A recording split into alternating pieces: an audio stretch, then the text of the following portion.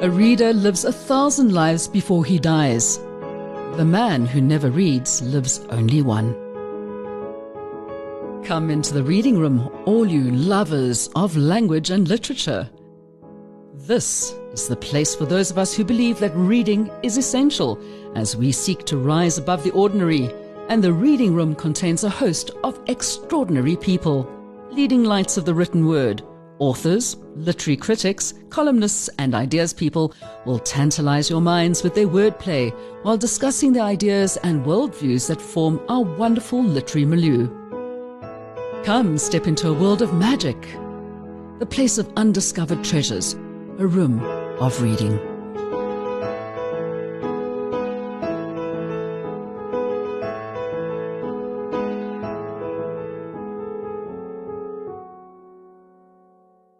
Hi, I'm Melanie Walker and welcome into the Reading Room. Now, it's a place where we're going to discuss words, we're going to discuss books, we're going to discuss writers, everything about the English language and far past that as well. And we do have a lot of those here in South Africa. I'm sure that many of you have your favorite people that you follow that are clever with the way that they speak. And one of my favorite scribes is Gus Silber. And I never ever miss reading what you write, Gus. It is just an absolute pleasure to have somebody who is so erudite when it comes to the use of words. Now, what I'd like to know, because they say you're a well-known journalist and wordsmith, what do you describe yourself as and which do you prefer? Well, my background and my training was in journalism. Going back before that, obviously, I was just kind of crazy about English and about writing in particular. It was the one subject at school that actually kept me in school. My father was an English teacher, so a lot of my background comes from there as well. But I very much think of myself as a journalist because essentially what writers do, and this is what journalists are trained to do, is kind of find the meaning amidst the chaos of everyday life. A journalist's skill, or at least a skill a journalist needs to aspire to, is to be able to sift through masses and masses of data and information and find some meaning in it. That is why we need journalists, and that's why we need writers. So I think of myself as a journalist because what I do is journal, and because hopefully I've still got that somewhere in the back of my mind, that particular element of training. So I'm happy to call myself a journalist. Sometimes you look at it and think, journalism, my goodness, it's really gone down in so many ways. I mean, I don't think I get through social media at least once a day without seeing somebody going, oh my goodness, why don't they use subs anymore? I mean, the state of journalism in South Africa has really gone down. Do you find that? Do you find that frustrating? Especially when people are saying journalists are like this and journalists are like that. I've become very open-minded about what journalism is. That's why I kind of specifically say that it's journaling. So journalism is a profession and a craft and however else one wants to define it. But it's also an open field that should be open to everybody. So I kind of have moved away from the idea that journalists are a kind of sacred kind of creed in society whose job is to bring us the news and to inform our opinions. I think that anyone who's able to journal well, anyone who's able to do the job of finding meaning in chaos and finding the signal in the noise is actually doing the job of a journalist. So when people say the standard of journalism has gone down, on the one hand, they are right because of the commercial realities of the media. On the other hand, the standard of journalism has actually broadened and improved in many ways because pretty much anyone who wants to journal can be a journalist. And once you kind of break down the barriers, you're inviting people who may have the most fascinating ideas, most fascinating insights and ways of looking at the world.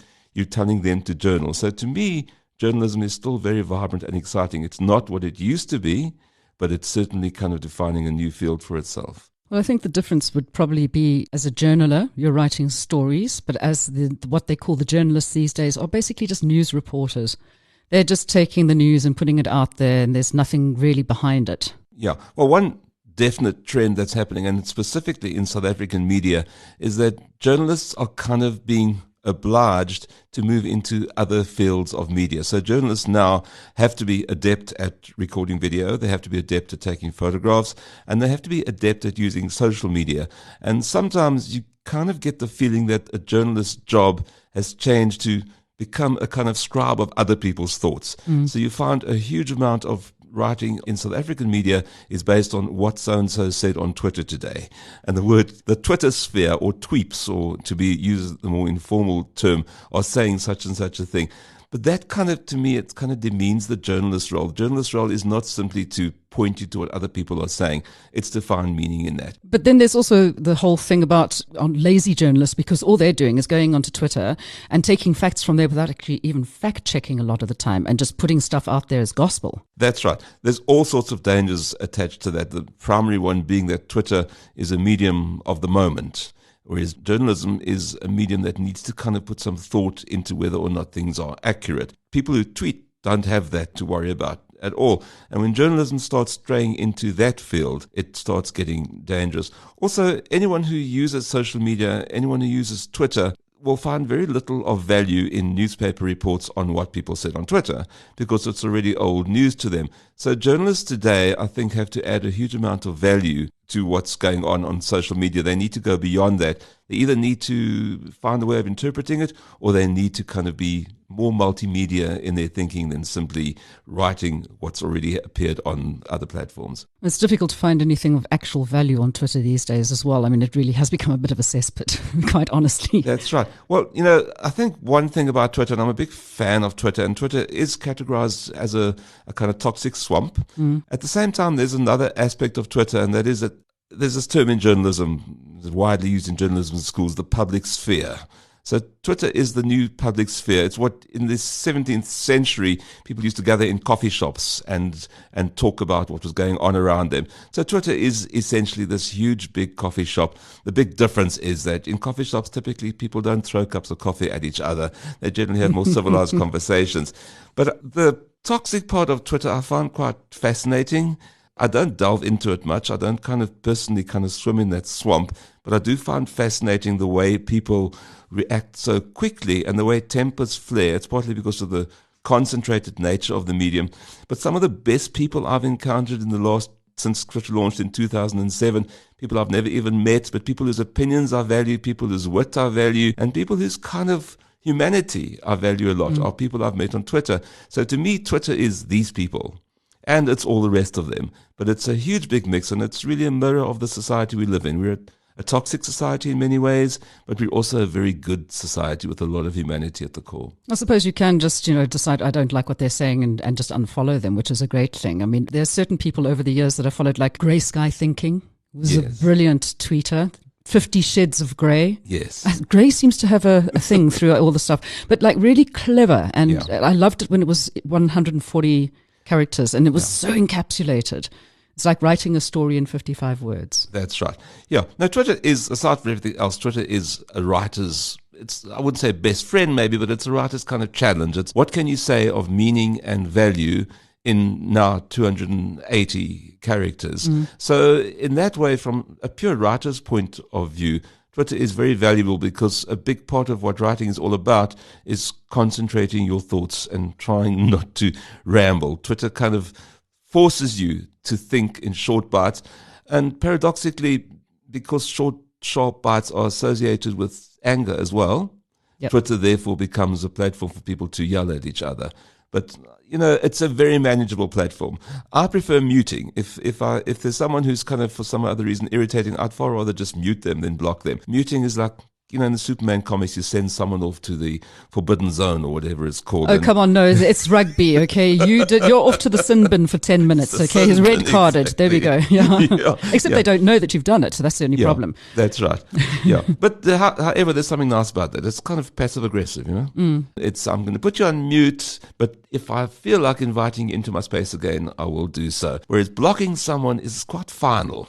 It's like, I don't want to have anything more to do with you, but people are human. People kind of go through phases, and maybe you change your mind about someone. Well, you don't really need to block somebody on Twitter. You just stop following them. But exactly. I read your stuff on Facebook, okay, and I love what you have on Facebook. You are the wordsmith. You are the person who puts out these amazing ideas about the most mellifluous writing, if I can call it that. Not just about when you're writing about music, which I know you enjoy very much, but it translates better on Facebook. But on Facebook, you can just go and Ferguson somebody. If there's a racist who's suddenly following you, no, I'm Fergusoning you. That's it, you're done.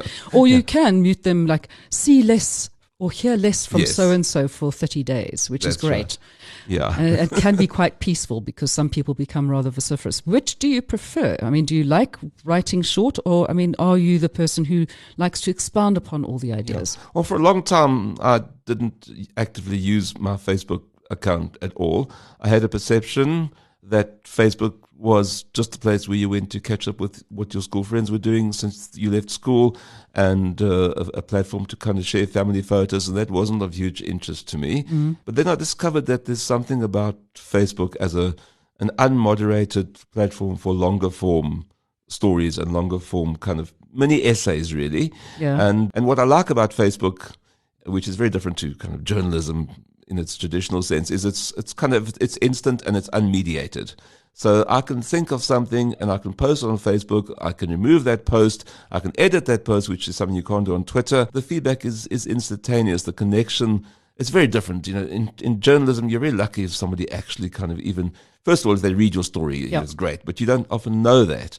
On Facebook, you know, you very quickly kind of discover who's communicating with you and what they think, which is a great tool for a writer to have. But it's also a case of, people are spending more time, especially now in lockdown, online. Yeah. Couldn't get newspapers for a while. Of course, all the magazines closing down now, which is putting a lot of journalists and snappers out of work. Yeah. Newspapers feeling the strain intensely because people, I don't know, I don't buy newspapers at all anymore because they changed the crossword puzzles. And I wrote to them and said, if you change the crossword puzzle, if you don't bring back WH and everyone's, I'm not buying the slimes anymore. And they wouldn't change them, so I don't buy the newspaper. But I do miss the writing that I got there, but I'm finding the people on Facebook, and you're being obviously one of them. So we are more exposed to your writing these days instead of it like being buried somewhere in pages and pages and pages of newspaper. I think this is the thing about social media. On the one hand, it's a huge existential threat to so-called traditional media. On the other hand, it's actually very liberating. And the one great liberating aspect of it is that suddenly all the mediating, the word media means mediated. Multiple editors, audiences are kind of mediate your work. On social media, you don't have that mediation. It's just you. Yeah. And this idea of the individual becoming a publisher as well as a writer and a distributor too, you choose what channel you want to distribute your thoughts on, is very powerful and liberating. And certainly for me, it's been like revolutionary. So on the one hand, it's something that has kind of thrown the traditional media sphere into absolute chaos. On the other hand, it's opened up a new world. And the media that thrive, the New York Times being the one that comes straight to mind, are media that use this new world in interesting and innovative ways while still retaining the idea of a daily published newspaper in print in your hands. So these two worlds can coexist. They definitely can. But do you think that traditional media still has a place, say, not internationally, I'm talking about South African society? And we're taking the point that the majority of the people don't really have that much access to the new media. So a couple of things. I mean, first of all, Twitter used to be a platform for a very small niche of people working in the so-called creative industries. Now, thanks to the proliferation of smartphones as a kind of commonplace technology, the rise of Twitter, and South Africa has got one of the most active Twitter communities in the world. So to a large extent, social media has democratized thought and opinion in South Africa in ways that never happened before. So I think the idea that social media are kind of elite platforms was once true. It's definitely no longer true. If you look at a typical day in the life of Twitter, you'll see that it very much mirrors the reality of South African society, and the digitalization of our society is still a bit of an ideal. We still have what's called a digital divide. So it's still just a portion of our society that actively uses social media. But Twitter is hugely influential as a forum for ideas, as a starter of ideas, and as a mirror of parliament, effectively. It's very much like a people's parliament. Now, it's the same could be said like we're doing a podcast. Okay. Radio is still so relevant in certain parts of South Africa. Podcasting is on the rise. We know that. But to get the message out to people, we still have to use traditional media. So are you feeling now that you would still like to see your name in print to be able to get out to a wider audience? Or is it a case of, well, if you want to read me, you must either follow me on Facebook so you can see what I've put, or buy my book? Well, for me, the medium is not as important as the message. Yeah.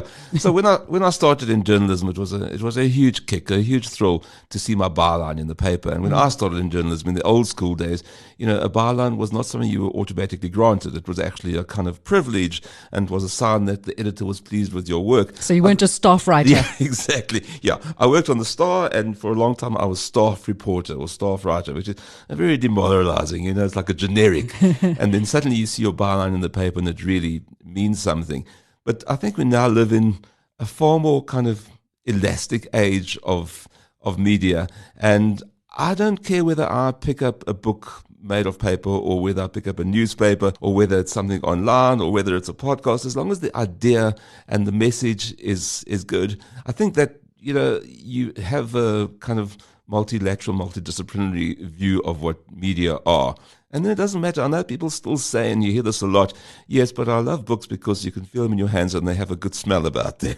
Look, Yeah. I love books, Yeah. and I can't wait for, to get back into libraries, and, Yeah. and that's a whole nother thing about what libraries are doing to booksellers, etc. We're not going to Yes. get into that because it could be a whole thing. But I don't have a Kindle. Yeah. I read books. I like that tactile kind of thing about it. I think when you read, you kind of use all your senses. There comes a point in your reading, whether it's nonfiction or fiction, where the medium actually becomes completely irrelevant and the story and the ideas take over. So if you're reading a good book and you're reading it on your phone or your iPad or in your hand, it shouldn't actually matter. You kind of suspend your kind of tactile feeling of the medium, and you get transported into another world. I think this is the magical power of reading, is that it's a vehicle that transports you through your imagination into other worlds. And at that point, it actually doesn't matter what vehicle that you're riding in. Your mind takes over. So I still love books, and the tactility of books, the idea that you can pick up a book and flip through it and start at the end or in the middle, that I still love. It's harder to do that on an ebook. It doesn't take me long at all to forget what medium I'm reading on. The story and the idea take over completely. I just have a bit of an antipathy towards screens because my eyes don't like Yeah. them. So I'm like, oh no, I'd rather have something which it's easier to read. Yeah. Otherwise, it feels like this particular medium is cold. The hot and cold Yes. difference, where like television is a cold medium. Yeah, no, absolutely. Whereas reading books are a warm medium. Yeah. Look, I think one thing that's also important to note is that old technologies don't disappear. They just find new audiences. So, vinyl records. Yeah, they're back. They're Yay. enjoying a massive renaissance because of younger people, millennials in particular, finding greater warmth in music, and of course because of the trend of DJing. So vinyl records should, by all reasoning, be completely extinct because of the power of streaming media. But an entire new generation is discovering them. And the data also show that younger audiences prefer tactile physical books. There have been studies done where, you look at who's reading what in a subway car. And younger people are almost always the people who are reading physical books. I'm so glad to hear that. Yeah. Especially, when it comes to books, and we are going to get onto yours now because you just recently brought out a new one. Now, I first found out about you and your writing, obviously through newspapers, but then Who is Really Who in Southern Africa, which you put together with Hilary Prendini Toffoli. Right. Yes. What year was that about? 1990, around about It then? was, I think it was 1992 or so. So Yeah. it was just before the kind of dawn of the so-called New South Africa. It was still kind of that in-between period. It was such a great book, though. All the people that are in it, and including me, yay! And basically going through it, it was a nice little microcosm of South African history, and it's been so nice going on to Do you remember when Yeovil? Do you remember Hillbrow? And going through those stories again. And I think people are joining heritage foundations and places like that to find out more about the history of places and what things were like. Because to go forward, sometimes you have to return to history, don't you? Absolutely. Yeah, no, so that was a little bit of a fun book, a sort of unauthorized, irrelevant autobiography of various South Africans, and the form was very much kind of shorter pieces, modular. So in essence, I suppose looking back, it was like a little bit of what Twitter does. Twitter's fascinated by celebrity and by personality. It was the same thing for me and Hilary, who were working on style in those days. Fantastic magazine that was. Oh my goodness, yeah. Yeah, so we were chronicling, in longer form what people were doing, and the idea was to kind of take a little bit of a potted look at who South Africans were across the spectrum of our society. But it was very much tongue-in-cheek. So that was the first book I was introduced to you by. How many books have you actually published? I don't actually know in my head, because quite a few of the books I've done over the years have been commissioned books. I would have counted all of them. Oh, I did 17, 27. There have been quite a few, but some of them have been commissioned books, and others have been kind of books through mainstream publishers. Yeah, once again, it's the kind of, I don't keep count of how many words I've written in print versus words in scripts and so on. So it all just, after a while, when you write for a living, it all just kind of becomes one huge big mass of words, and the media themselves tend to kind of blur into one another. So I know it sounds odd. I would have to go and count. I don't actually know. But yeah, it's definitely been in double figures, put it that way. It's a lot of writing. Yeah. Yeah. It is. And writing is a solitary act. It's quite an exhausting act. In my household, I often kind of, when I hear someone coming up the corridor to my study, I often feel I need to do something to make it look like I'm working, because to the outside observer, writing consists very much of staring at a screen, and then bashing away, and then kind of unbashing. And then they come in and they annoy you, and you lose your train of thought, and you just had the perfect sentence in your brain, and it's gone. That's right. Yeah. So writing it's a kind of odd way to make a living, because there are very few tangibles to it. It's based on, it's very largely kind of in your head, and then you translate that into actual words on a screen. So it's not a kind of normal way to make a living. And I often think, for instance, when a plumber comes to my house to fix the plumbing, I often think that would be a cool job to have, where you know exactly what spanner to use, and your job is defined by how long it takes to fix something, and then off you go and you get paid your huge amount. Whereas writing can actually take ages just to decide, should I use a semicolon here, or should I use 3 dots, or should I just not use a punctuation mark? There's this. What makes it difficult is that it's a series of decisions that you have to make, and you kind of second guessing those decisions all the time yourself. However, there comes a point where it's sort of, hopefully it flows. As with any creative form, you just reach a point where it's kind of working. And I do find I'm very, very critical of the writing that I do. But I find if I write something on social media, particularly Facebook, it works much quicker because of the lack of mediation. So it's just me, and I can bash those words out, and I can send them out. Whereas doing work for mediated purposes is, you're always aware of an audience and an editor. Now, whose writing do you admire? So when I started out as a journalist, the journalist that I most kind of aspired to write like was Tom Wolfe. I think there was an entire generation of journalists who grew up wanting to write like Tom Wolfe in what was known as the new journalism style. And he was just like kind of the writer to aspire to be like.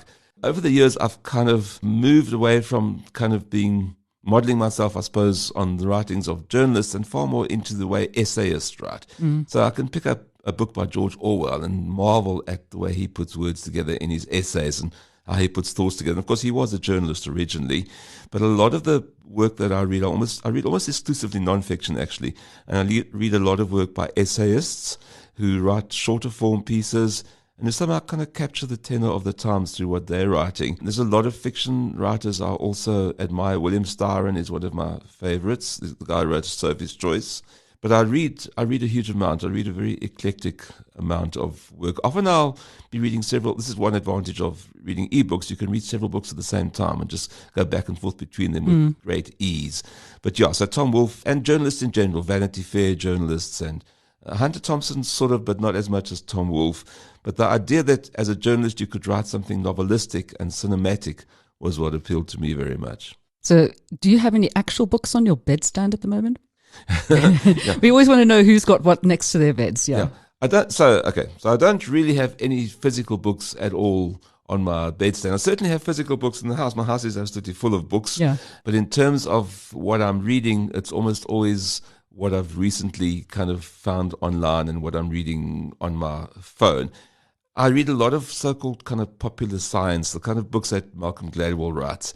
I like those because they're easy to dip into, and they're often very, very topical.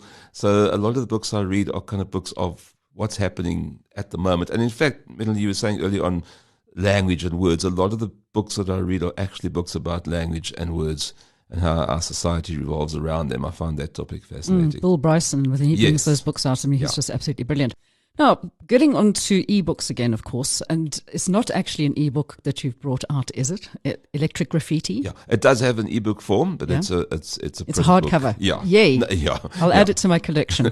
Now, Electric Graffiti, that came about from your musings on Facebook, on the wall. Yeah, that's right. Yeah, hence the name, which is, graffiti on a Facebook wall. So the publisher Bookstorm had the idea of putting together a compilation of pieces, which kind of took me a bit by surprise because I use Facebook simply as a platform for all sorts of random ramblings and expressions. I didn't think of it as something that could be compiled in the book form. But I'm very grateful to the publisher for doing that. It's nice to have a physical record. Who is the publisher? Bookstorm. Yeah. I mean, it's absolutely brilliant because I think every single thing I've ever read of yours, I'm always like, oh, thank you for putting this up. It's so fantastic. So for somebody to actually say, right, let's take it all, put it into a book and take it out there for people who might have not been following you on Facebook. It's a great way of getting the older school people to understand what's going on in the world at the same time. That's right, yeah. So Facebook to me it's obviously a social network and it's got various aspects to it that I don't really use. But the one part of it that I do like is it's a kind of news platform for me, but it's a social platform primarily. What I like about it is that there aren't actually any rules on what you can post on Facebook. A fleeting observation, a long essay, it's entirely up to whoever's posting. And I like the unpredictable nature of it. You can have a political rant on Facebook. You can write about your weekend birding in the Kruger. Anything goes. Other media, mainstream traditional media, have got very strict kind of expectations of what people want to read. Social media don't have that at all. And that kind of freedom for a writer is fantastic. So you're not put into a box. Yes, you can absolutely. scribble on that wall to your heart's content. Yeah. Which South African journalists that are on Facebook do you follow, if any? I follow a lot. First of all, I belong to a whole bunch of journalism groups where we kind of discuss these things and we discuss the decline of our profession and we discuss what's exciting about it and so on. There are a couple of names. I mean, at the moment, I'm following Chris Moerdijk because he's just so funny. I mean, I know he was with BMW, but... Yeah, Chris is funny. One thing I love about Facebook is kind of encountering people who you'd almost kind of forgotten they existed because you knew them 10, 20, 30 years ago. And they're writing really interesting things. There's Chris Murray, who now lives in the Karoo with his wife Julianne. He writes great stuff about his little world. And it's great to have a connection to that otherwise I wouldn't have because his print platform, Country Life, has kind of disappeared. Yeah. But the fact that I'm able to read his stuff on Facebook in the ether is fantastic. What about the big bad boys from the days of journalism, the David Bullocks and Ben Travato? Yeah. Well, I mean, Bullock is very, very busy on Twitter. That's right. Yeah, I don't think he uses Facebook much. So Travato is a unique character in that he's one of the few people who's built a kind of satirical persona for himself, and he manages to make very pertinent points, and he's able to get away with being completely politically incorrect, which is a challenge for all of us these days, but he's able to say things that people aren't able to say easily with their real names. He's a pseudonym. But I love that kind of satirical look at our society. Yeah. Okay, so when it comes back, I'm going back to the book again because I'm like, I really want to get my hands on this and just have that wonderful collection of things that you've written about. What is it that you enjoy writing about the most? I enjoy writing. Well, this is one reason why I like Facebook as well, because, the kind of things that one can write on Facebook will very rarely go past an editor of a magazine, let's say, or a newspaper. Random incidents, random observations, little facts about life that kind of occur to you as you're going for a walk with your dog, and then you think to yourself, this might make an interesting post. And I do this quite often. I might kind of into the recorder on my phone, I might jot down a few thoughts, and then when I'm back home, I'll finesse those. But there are certain things I like writing about more than others. One is anything to do with popular culture, whether it's music or art or books. And then I'm really keen on kind of popular science. So I love anything to do with space launches and what Elon Musk is doing and so on. Did you jump up and go and watch the space station going over at night when it came past South Africa? I missed that, unfortunately. However, I do have an app that tells me when it'll happen again, so I'll make sure not to Let me miss know, it. because I also missed it out the last time. I was like about half an hour later. Oh dear, I forgot about that one. I mean, you write about quite serious stuff. I mean, there's a Mobinomics part of you with that. What was the little book of lists about? Yeah. Because we love lists. Yeah. that was also a kind of pre-social media era, but we call them listicles in the media. Listicles are 10 things you never knew about, or 15 things you need to know. I love those in the newspaper. Yeah. So this was before the kind of digital era, and it's now become an incredibly kind of popular way of communicating big ideas. And it's become actually quite shallow, to the point that I'd rather kind of read my information in slightly longer form than at 10 points or 15 points. So listicles are generally meant for fun. And that was just a little fun book in the same way. Okay, and then Lessons in Radical Innovation. So this guy who now lives in the UK called Wolfgang Grolke, and he used to work for IBM, and he became what's called a futurist, looking 10 years, 15 years ahead, and kind of often with great accuracy into the way the world was changing. And that's an example, as I was saying earlier, of a kind of commissioned collaborative book. So I took his thoughts and ideas and translated them into kind of more popular writing. So which books have actually been your book, just you, on your own? Okay, so there have been quite a few. The first book I did that was entirely my own was a book called It Takes Two to Toye Toye. And the idea there... I have that. I still have that. It's in my South African collection. Okay, so that was in 1992, so 2 years before we moved into a fully democratic society. And there was very much a feeling in that era from 1990 to 1994 that we were suddenly tourists in our own society, that what we thought was familiar and everyday was suddenly becoming very strange and unusual. So the idea was a kind of user's guide, a survival guide to this new South Africa. Well, maybe you should be doing another one of those right now, seeing as the way that everything's changed so hectically recently. Goodness me. Right. But of course it was entirely satirical, and quite a few of the books I've done on my own have been satirical in nature, but satire has changed hugely. And what I wrote then in the early 1990s, I don't think I'd be able to get away with a lot of that these days, partly because social media have actually, in a very large sense, I wouldn't say they've completely destroyed satire, but they definitely have affected satire, because there's the layer of irony that is required for you to understand that something is satirical is kind of removed on social media platforms. That's why very often fights start, because people don't make it clear that, hey, I'm only joking, or I'm being sarcastic, or whatever. We get that from Zapiro, and I mean, he managed to encapsulate everything so well with his drawings. So, I mean, I think that a lot of the time you're trying to find a writer who can do that. Yeah. But even so, Zapiro has, over the course of his career, had a lot of problems with people either misunderstanding or reacting badly to his satire. So satire, I think, is a hugely important part of society, and it's another one of my big interests. But it's getting harder to kind of do, because a lot of the time you don't want to explain that something is satire and put that and make that clear. You never want to say this is a satirical piece.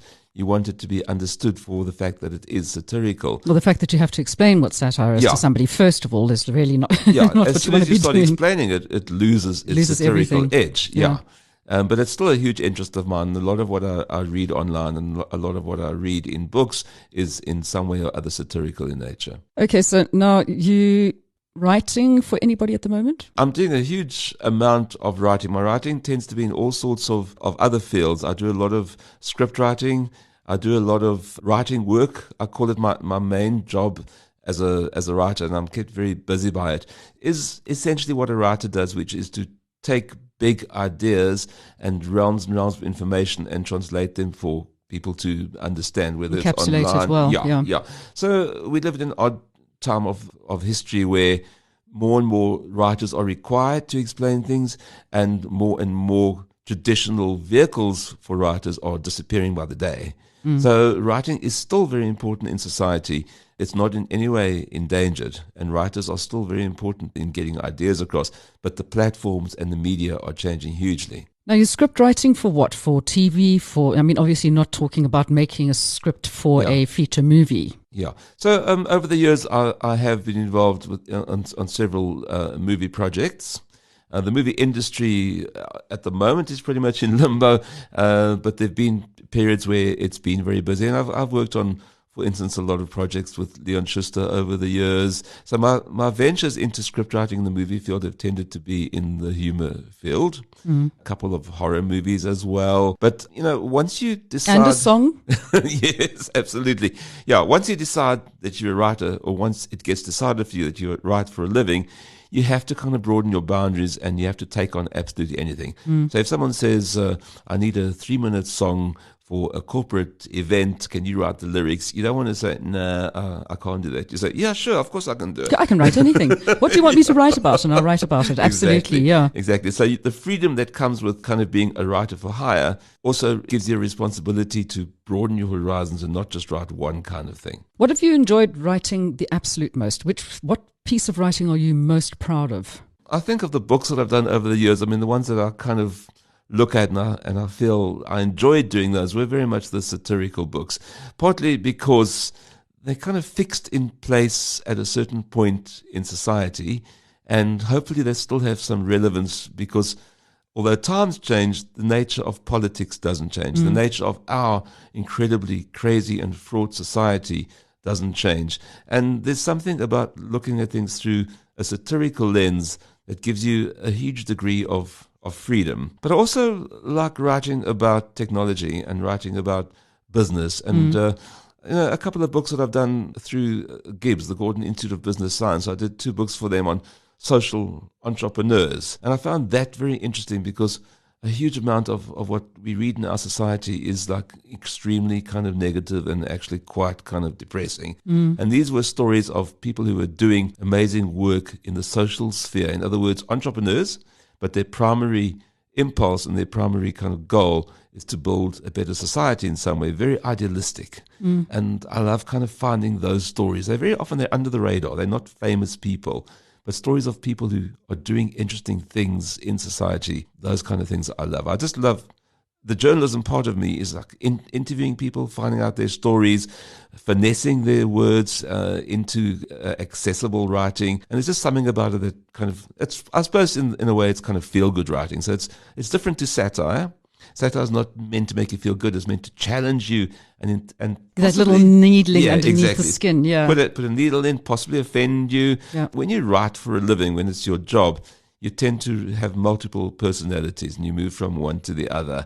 And you can be very serious in one piece of writing, and in the other you can be totally kind of frivolous, no seriousness intended at all. So I like the versatility of it. I love the fact that you've got this encapsulation of all these little microcosms of South African society. And, I'm just hoping that these kind of books, your writings, will become part of the greater, and I'm going to say Afrikaner, not Afrikaner, but Afrikaner. Yeah. I love collecting Afrikaner, but in writing as well and art. Yeah. So hopefully it'll get there and it will stay there and it'll be there for generations to come who will sit there and look and think, maybe everything wasn't that bad back in South Africa. There were so many good things coming out and we just have to maybe change the way we look at it. Yes, it's all about perspective. I think the role of writers in society is, first of all, to chronicle what's happening, so we can go back and see this was what was happening at this particular point, but also to give us some perspective. So writers need to be able to look beyond the present moment and to extract some meaning from it. And that's what I kind of enjoy about it. It's not simply a case of putting words on paper. It's also a case of trying to find meaning. That's very important. It is indeed. Now, if people want to get hold of your latest offering, where would they get Electric Graffiti from? Well, it's available, wherever books are sold. If people are bold enough to venture into bookshops. It has been a bit scary, hasn't it? Yeah, that's right. But of course, as with everything else these days, online platforms as well. Well, I really, as I said, look forward to it. What is it? Electric Graffiti Musings on a Facebook wall. Yeah, correct. So the idea that the wall is a wall that you put graffiti on, I like that idea. It took me quite a while to figure out what a Facebook wall means. Yeah. But I now realize that it's a place where you write and then something else comes to kind of put your writing out the way. It's very ephemeral. And the chapters, I would imagine, are quite short. So for those of you who have the attention spans of fleas, it'll be quite easy reading for you. Gus, Absolutely. Thank you so much. It's always a pleasure. I haven't seen you for quite a while, but it's lovely to catch up with you again. I look forward with great anticipation to your next offerings as well. And I will keep on scouring Facebook to keep on reading your stories. And hopefully one day you'll be able to bring some of these innovators and new people that you found and interview them on your own podcast. That'd be great. I'd love to do that. Not just the written word, the spoken word as well. Fantastic. Thank you very much. Thanks a lot.